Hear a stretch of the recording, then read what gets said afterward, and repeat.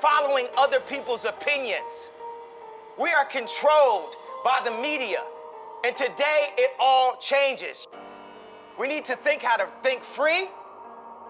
We need to be free thinkers. Then we need to learn how to feel free. People say feel free, but we don't even know how to feel free or think free. Say what you feel, positive or negative, grounded in reality. This reality has been forced upon us. It is a choice, just like when I said slavery is a choice. The reality, we can make our own reality. We can talk about history, but not too long. We need to talk about our now, because we can fix and start loving each other now. But the thing is, we have the resources on this planet to have a human utopia, to have respect for each other, mankind. We have that. But we're too concerned about getting the next Hollywood film to Netflix. We have the resources. There's new billionaires every day. You apply the right type of thinkers, like the Elon Musk, the people with the real ideas. Like, politics is dead. It's over with.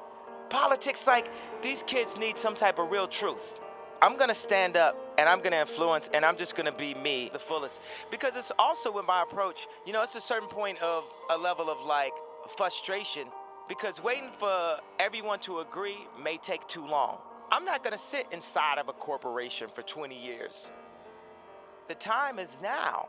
The time is now to express and for people to believe in themselves. The time is now for it to be okay to be great. People in this world shun people for being great, for being a bright color, for standing out. But the time is now to be okay to be the greatest you. Your entire life is a test. And when did you have the most anxiety in grammar school and high school? No question. On test day. So your entire life become this test. I ain't trying to say the right answer. I am just doing what I feel. My mama said trying is failing. There is no ifs, woulds, coulds, shoulds. It just is, and we just are. And it is so. It's simple. And this mentality should not be defeated. Yea, cannot die. Yea, cannot be buried. There is nothing. As a matter of fact, no enemy. The enemy is a concept that's out. Before I found Christ and gave my life to God, I would try to lean on my own understanding. And that's the universe is like a black hole of information. What do you mean by your own understanding? Meaning, when people asked Einstein, said, you're the smartest person, what would you like to know? Einstein's response was, I'd like to understand the mind of God. Meaning God is all-knowing, and we can only know or see, and for me as a visionary, we can only know or see what God allows us to see and what he feels we're ready to see and understand, to maximize what our Maslow's hierarchy of need chart is. You know, what sets our dopamines, what sets our serotonins off, what makes us feel good. Basically, like, you know, we did a good deed, and it's like, it was somehow, you know, just doing a beat for a local dope rapper really meant a lot to me when I was 14 years old. Doing a beat for just anyone famous that had a major record deal was a lot to me at age 19.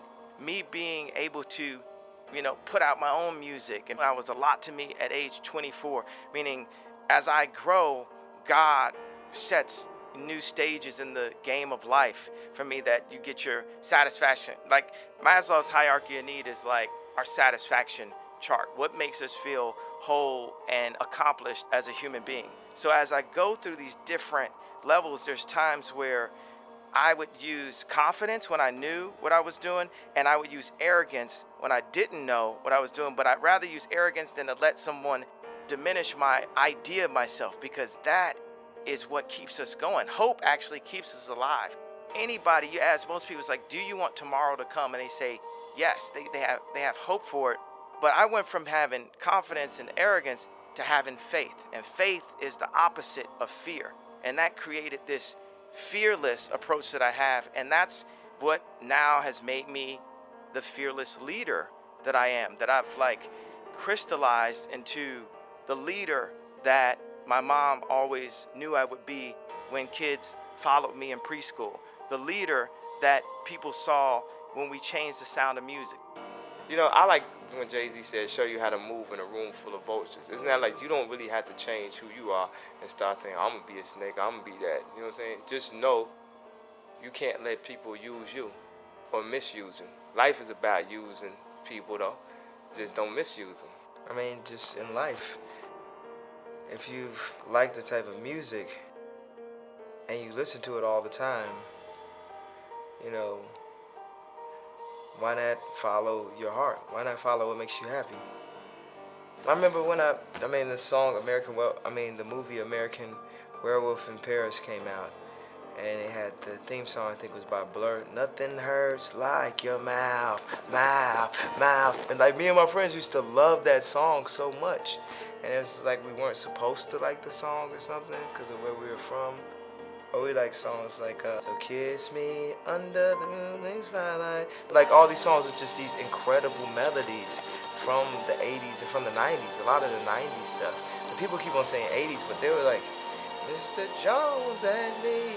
All these sweeping melodies and Nirvana and shit like that. And I'm like, I really love music and I love to sing these songs and I can make music. So why not just make music? The greatest thing that a man has to give to anyone, whether it's their kids or whether it's their wife, is time. And how much time do we spend, you know, chasing the American dream or chasing money and materialistic things? How much time do we actually give to the women and children? And that's what this album, more so than, you know, what type of music, you know, the way I chose to express it, that message is what people need to leave with the most, I think. There's a balance of family and calling that I specifically have. I have to protect and take care of my family and make sure with the power that God has put in my hand that I do everything that I can as the father to provide the best chance at them being the maximum success that they can be. I think people focus too much on the past and focus too much on regret. Even like when you deal with schools, like you take like the slave idea. My point is, I've heard of history class. I've never heard of a class that breaks down how you balance a checkbook or how you control your finances, which my father never taught me that. And I've never heard of a future class. So they keep us so focused on history that we start to believe that it actually repeats itself. And we become overly traditional and we can't advance as a race of beings. We get too caught up in the past and what everyone's saying, what everyone's tweeting. And sometimes you just have to be fearless enough to break the simulation. I refuse to follow those rules that society has set up in the way that they control people with low self-esteem, with improper information, with branding, with marketing. I refuse to follow those rules. It's about truth, it's about information, it's about awesomeness, and the only luxury is time, the time you spend with your family. That's the only luxury to this concept. A lot of people say, okay, well, you have to do music. I'm gonna keep doing music, but what if people told me I couldn't rap? What would have happened? What if people told me I couldn't perform? I have other goals and other things, and I'm gonna use my platform, every platform, to stand up and say, I wanna make something. I wanna make the next Ralph Lauren. That was the point of the Zayn interview. They say people don't stand up and protect their dreams. People are too scared of getting, spoofed in a way.